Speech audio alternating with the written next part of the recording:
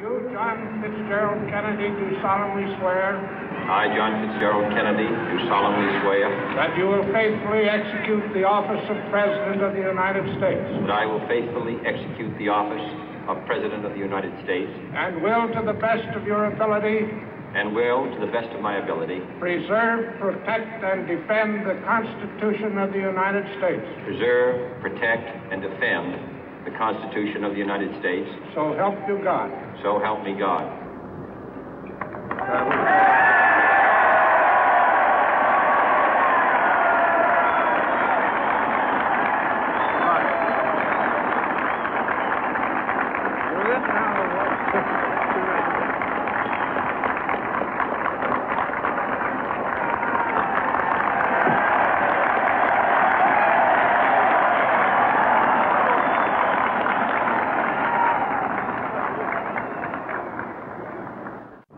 Vice President Johnson, Mr. Speaker, Mr. Chief Justice, President Eisenhower, Vice President Nixon, President Truman, Reverend clergy, fellow citizens. We observe today not a victory of party, but a celebration of freedom, symbolizing an end as well as a beginning, signifying renewal as well as change. For I have sworn before you and Almighty God the same solemn oath our forebears prescribed nearly a century and 3/4 ago. The world is very different now, for man holds in his mortal hands the power to abolish all forms of human poverty and all forms of human life. And yet the same revolutionary beliefs for which our forebears fought are still at issue around the globe. The belief that the rights of man come not from the generosity of the state, but from the hand of God. We dare not forget today that we are the heirs of that first revolution. Let the word go forth from this time and place to friend and foe alike that the torch has been passed to a new generation of Americans born in this century, tempered by war, disciplined by a hard and bitter peace, proud of our ancient heritage, and unwilling to witness or permit the slow undoing of those human rights to which this nation has always been committed and to which we are committed today at home and around the world.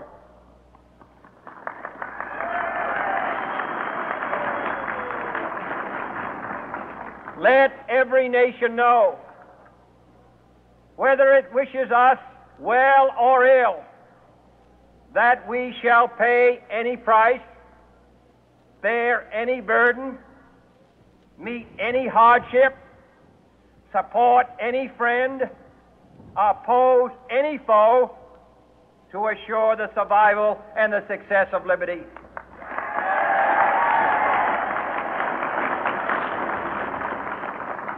This much we pledge and more. To those old allies whose cultural and spiritual origins we share, we pledge the loyalty of faithful friends. United, there is little we cannot do in a host of cooperative ventures. Divided, there is little we can do, for we dare not meet a powerful challenge at odds and split asunder. To those new states whom we welcome to the ranks of the free, we pledge our word that one form of colonial control shall not have passed away merely to be replaced by a far more iron tyranny. We shall not always expect to find them supporting our view, but we shall always hope to find them strongly supporting their own freedom, and to remember that in the past, those who foolishly sought power by riding the back of the tiger ended up inside.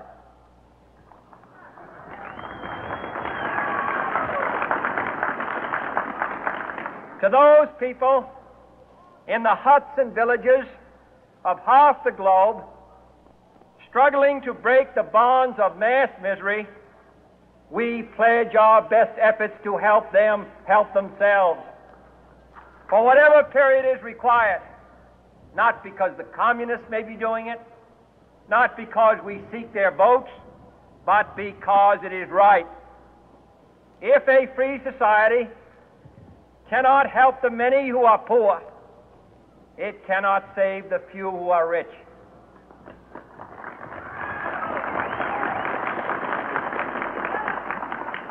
To our sister republics south of our border, we offer a special pledge to convert our good words into good deeds, in a new alliance for progress, to assist free men and free governments in casting off the chains of poverty. But this peaceful revolution of hope cannot become the prey of hostile powers. Let all our neighbors know that we shall join with them to oppose aggression or subversion anywhere in the Americas. And let every other power know that this hemisphere intends to remain the master of its own house.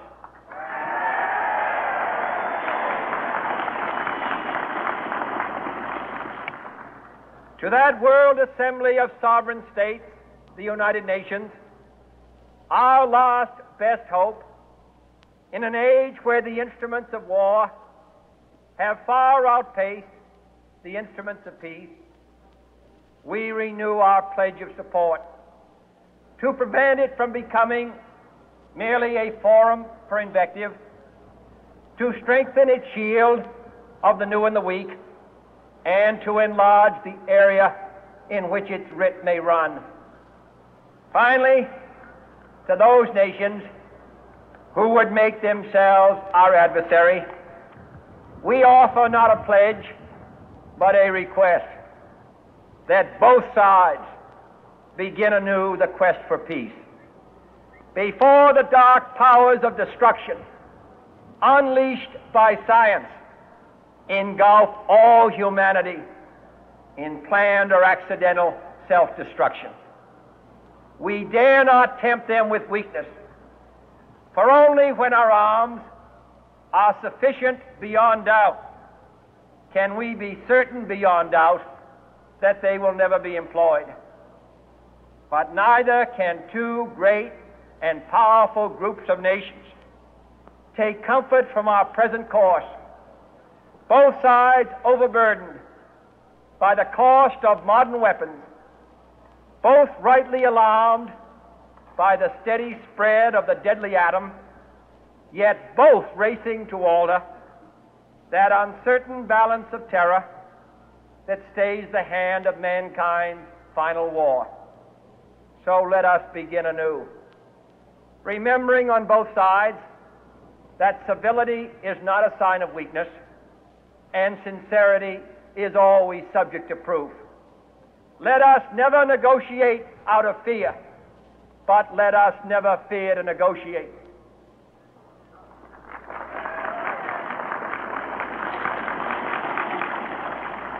Let both sides explore what problems unite us, instead of belaboring those problems which divide us. Let both sides, for the first time, formulate serious and precise proposals for the inspection and control of arms, and bring the absolute power to destroy other nations under the absolute control of all nations.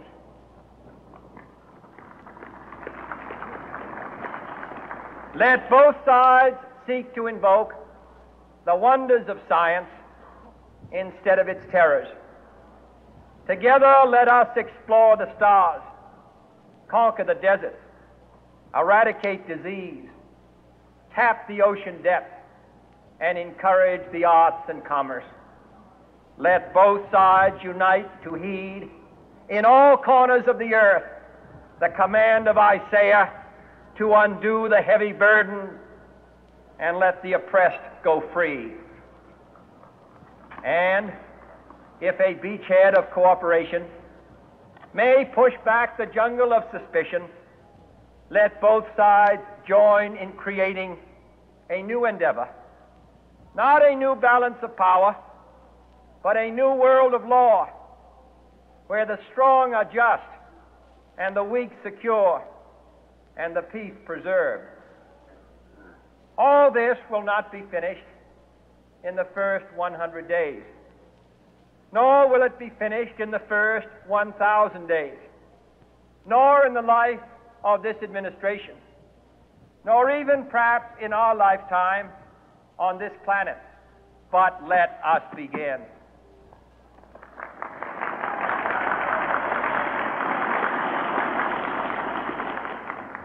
In your hands, my fellow citizens, more than mine, will rest the final success or failure of our course. Since this country was founded, each generation of Americans has been summoned to give testimony to its national loyalty. The graves of young Americans who answered the call to service surround the globe.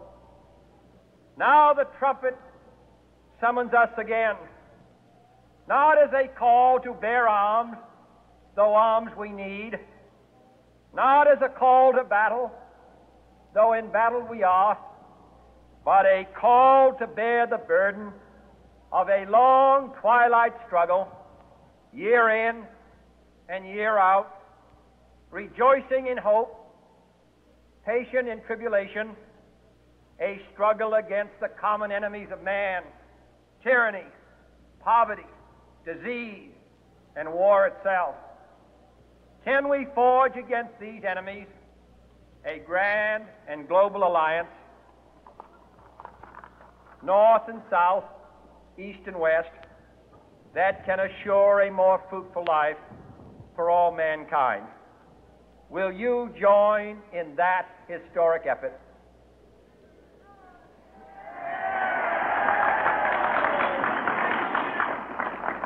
In the long history of the world, only a few generations have been granted the role of defending freedom in its hour of maximum danger. I do not shrink from this responsibility. I welcome it.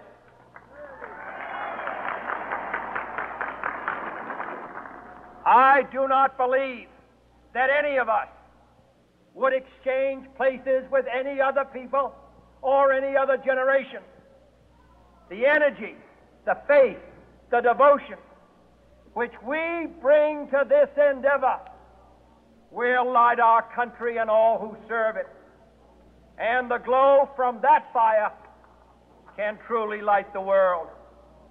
And so, my fellow Americans, ask not what your country can do for you. Ask what you can do for your country.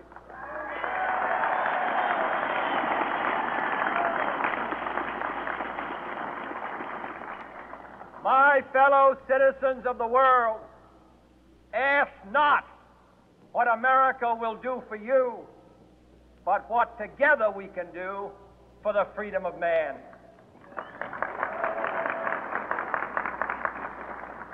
Finally, whether you are citizens of America or citizens of the world, ask of us here the same high standards of strength and sacrifice which we